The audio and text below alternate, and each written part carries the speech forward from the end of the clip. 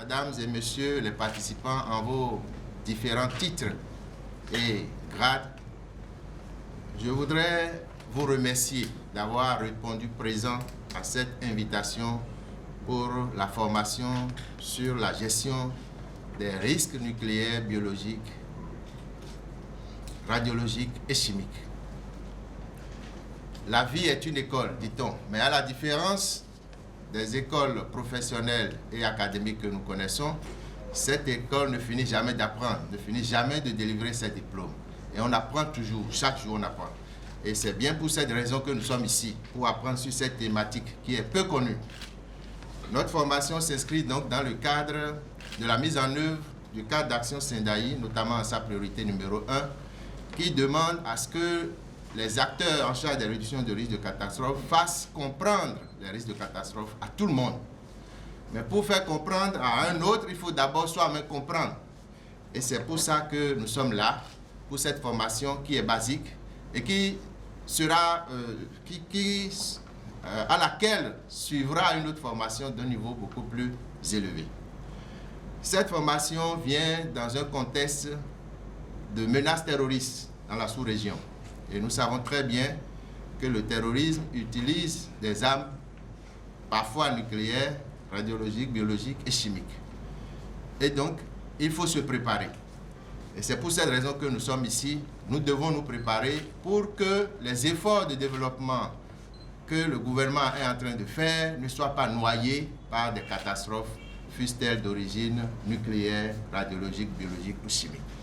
Je voudrais donc vous remercier d'être présents et souhaiter que cette formation puisse nous enrichir notre connaissance pour que nous puissions ensemble renforcer la résilience de nos communautés. Je vous remercie.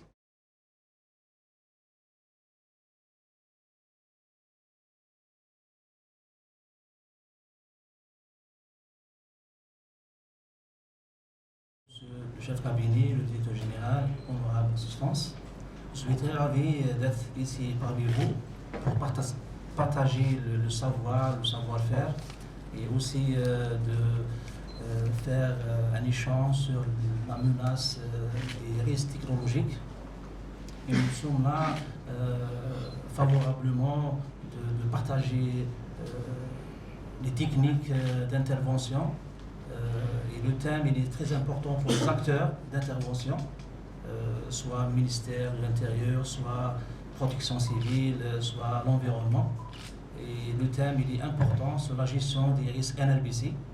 Même Algérie a beaucoup d'expérience sur la gestion des risques radiologiques nucléaires.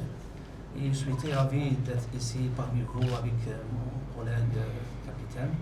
Je vous remercie beaucoup.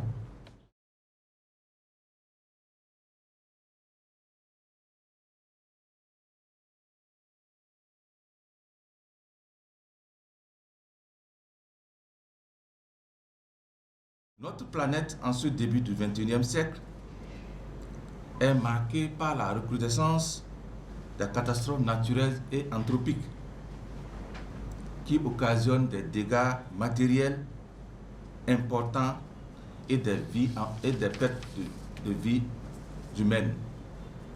Toutes choses qui réduisent ainsi les efforts de développement.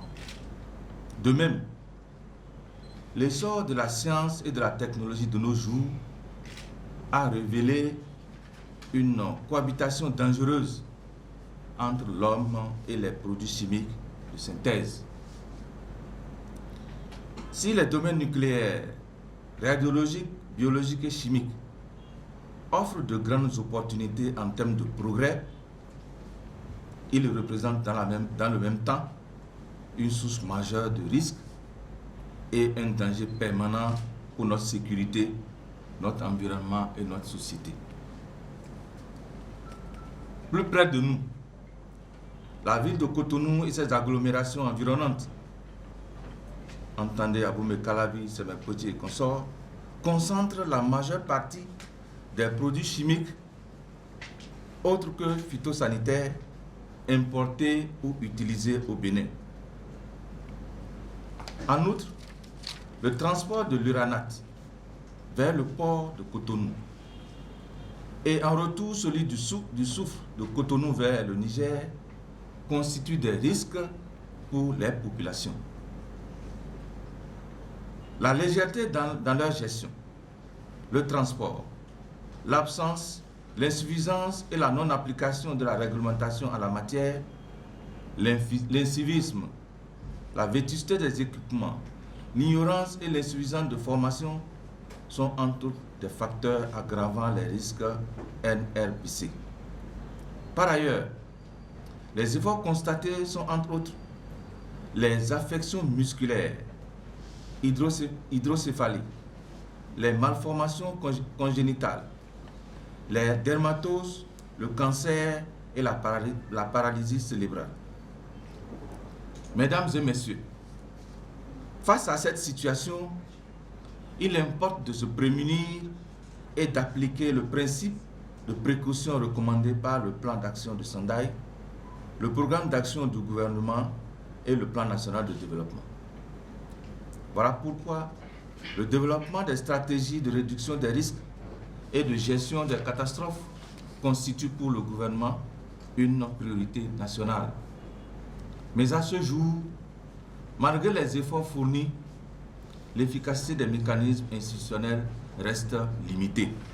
C'est pourquoi la présente formation sur la gestion des risques NRBC vient à point nommé pour permettre aux participants de se familiariser non seulement avec le concept de risque NRBC, mais aussi d'être outillés pour aller au secours des victimes en cas d'attaque ou d'explosion au nucléaire, biologique, radiologique et chimique.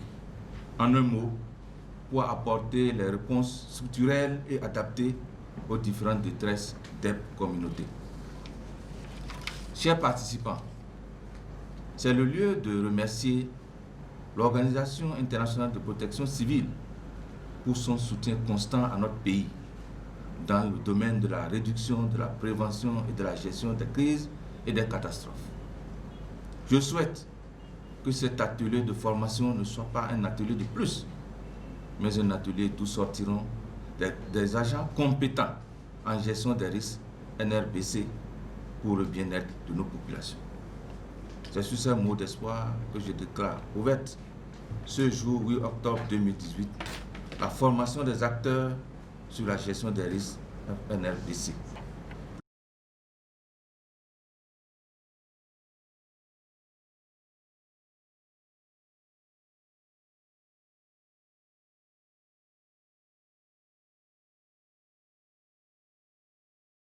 La loi 2017-29 du 15 mars 2018, le Bénin a décidé donc de renforcer le cadre juridique de protection en matière donc, de sécurité nucléaire, en matière donc, de sûreté radiologique. Et cette loi qui porte donc, sur la sûreté radiologique et la sécurité nucléaire est une loi très importante qui renforce le cadre juridique. Et dès lors que le cadre juridique est renforcé, nous devons, en tant qu'organe chargé de la coordination de la gestion des crises et catastrophes, nous devons penser à renforcer le cadre opérationnel. Et pour renforcer le cadre opérationnel, il faut renforcer les capacités des acteurs. C'est ça que nous sommes en train de faire. Vous avez vu ce matin qu'il y a différents acteurs qui sont présents.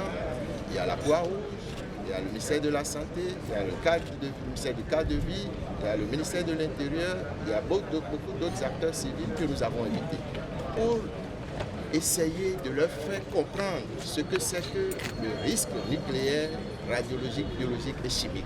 Et ça rentre dans le cadre de la mise en œuvre de la priorité numéro 1 du cadre d'action de Sendai, qui demande à ce que tous les États fassent comprendre à tous les gouvernants, à tous les acteurs, aux citoyens, au secteur privé, ce que c'est que le risque. Et c'est ça que nous sommes en train de faire. Alors, dans un contexte où au Bénin, on n'a jamais été victime de risque nucléaire, biologique, justement, nous sommes dans une époque nouvelle où le gouvernement pense beaucoup plus à prévenir qu'à guérir. Au Bénin, nous sommes dans une époque nouvelle, comme je viens de le dire, où c'est la prévention qui prime sur la réponse. Nous n'allons pas attendre que ces risques se produisent avant de réagir. Les risques, ils sont là. Nous les connaissons mal. C'est pourquoi vous dites qu'il n'y a pas de risque NRBC. Il y en a. Et tout à l'heure, peut-être que si vous êtes là, vous allez découvrir. En fait, c'est un genre de risque que je pourrais qualifier d'invisible, qu'on ne voit pas. Ces risques-là ne sont pas comme des risques d'inondation où l'on voit qu'il y a de l'eau et que tout le monde est dans l'eau, ou des risques d'incendie où on voit le feu. C'est des risques invisibles, mais qui font mal, qui sont très sévères. Je donne un exemple. Le Bénin est engagé dans la lutte contre les faux médicaments. Dans la consommation massive de faux médicaments, il y a des maladies que nous pouvons attraper. Dans la consommation de faux médicaments, il y a des risques chimiques. Parce que les médicaments sont faits à base de produits chimiques. Il y a ces risques. Mais pourtant, personne ne s'aperçoit. Parce que ça ne touche pas en même temps une grande masse. Ça touche peut-être chacun dans son coin et on n'évalue pas. Ça, c'est une œuvre que nous voulons accompagner, la lutte contre les faux médicaments, par exemple, pour protéger. Parce que la loi, comme je l'ai dit, c'est un outil de renforcement du cadre juridique de protection des populations. Le gouvernement a entrepris donc de renforcer la sécurité à tous les niveaux et ça, nous devons accompagner cela pour que le développement, les efforts de développement qui sont faits ne soient pas un jour engloutis dans une catastrophe, fût-elle nucléaire, radiologique, biologique ou chimique. Donc voilà ce pourquoi je suis. Je vous remercie. Merci, c'est gentil.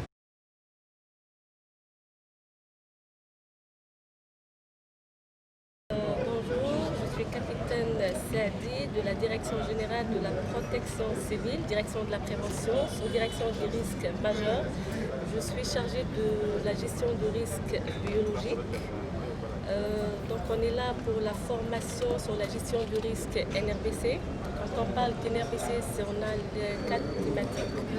Le risque nucléaire, radiologique, le risque chimique et le risque biologique. Sachant que c'est des risques, c'est-à-dire la probabilité que ces risques proviennent est faible, mais les conséquences sont dramatiques quand ils surviennent. Donc se préparer à ces risques, elle est primordiale et indispensable parce que quand le risque arrive, on ne peut rien faire. Si on ne le connaît pas, on ne peut rien faire. Il faut toujours connaître le risque, bien le connaître pour pouvoir le circonscrire.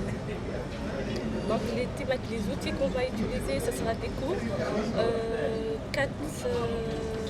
3 thématiques. Donc le R et le N, c'est le nucléaire et le radiologique, le biologique et le chimique. Donc on fera des démonstrations, comme c'est une formation de base, donc on ne va pas y aller jusqu'à un niveau supérieur, mais on va donner la base pour qu'il y ait d'autres formations plus évoluées que celle-là. Mais au moins, c'est de sensibiliser surtout les formateurs pour eux-mêmes pouvoir donner l'information à d'autres agents ou d'autres officiers.